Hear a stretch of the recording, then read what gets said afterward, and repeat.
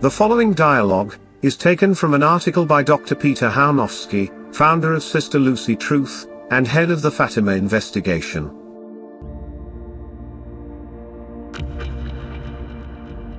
John Paul II receives a letter from Roberto Calvi indicating to him that Calvi knows why the Vatican Bank has been laundering money for the mafia. 12 days later, Calvi is found hanging off of Blackfriars Bridge, killed in a ritualistic Masonic way. But we are to believe that John Paul II would not use the faked persona of Sister Lucy. Absurd. Let us, at Sister Lucy Truth, be clear. Based upon evidence, conversations, and reflections we had, within the last 5 years of this investigation, we are accusing the Vatican and the leadership of the Vatican, with the murder, and cover-up of the murder of Sister Lucy dos Santos, Messenger of Fatima. We also accuse those various ones with the replacement perpetrated from at least May 13, 1967 to 2005, when the impostor died. No saint would in any way participate in such grave and sacrilegious crimes. We also condemn the woman who took the place of Sister Lucy of Fatima on the world stage. Her identity is still unknown. However, there is no doubt that hers is a grave crime and sacrilegious theft, and she engaged in a perverted use of the persona of the very messenger of heaven, for our time. This strange woman endorsed exactly what the real Sister Lucy would have condemned. The substitution makes all the difference in the world. The final go-ahead for a hit against such a world-famous seer and religious icon could not have come from anyone other than from the man sitting at the top of the Vatican hierarchy. We know exactly who used this faked persona to advance their own agenda and their own personality cult.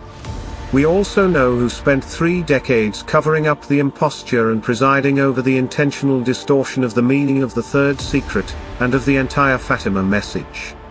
We accuse John the 23rd, Paul the 6th, John Paul II, and Benedict the 16th.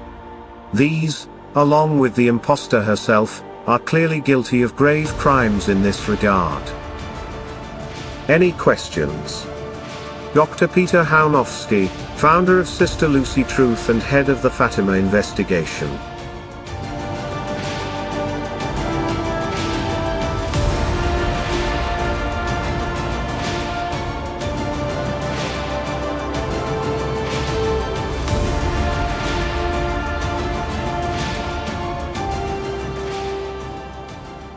Now, when you have someone like a specialist such as Lois Gibson, yes, clearly stating that, oh, there's no way that these two people could be the same, yes, same individual. Yes.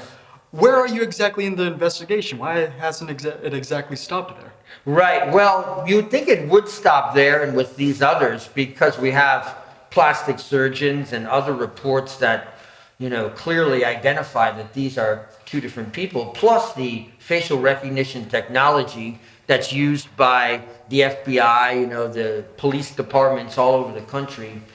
Now we're putting everything together and handing it over to some forensic specialists, and they're gonna come up with another report. They're getting what they need and looking at the evidence. Once we do that, then we're going to take it as we've done everything we can with the latest technology, and then it's a matter of putting this information on the internet, making it sort of bringing the whole question to the mainstream media, because that's where ultimately we want to get it to.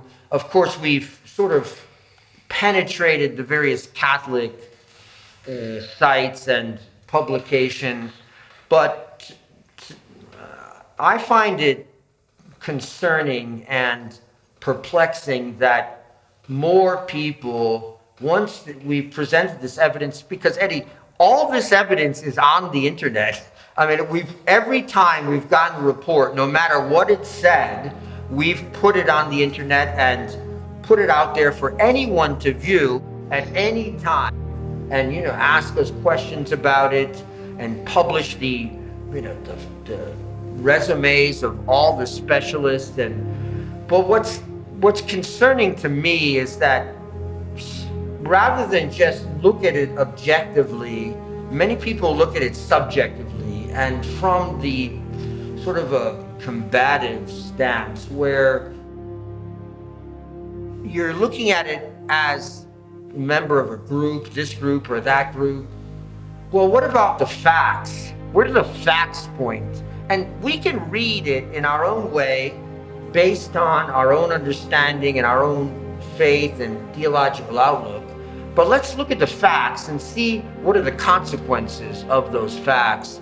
Where does it lead us? And I challenge anyone to look at our evidence on sisterlucytruth.org, make a judgment, or even open up the question, because that's all we're asking people to do is think about the question and what are the implications if there is an imposter who was put in her place.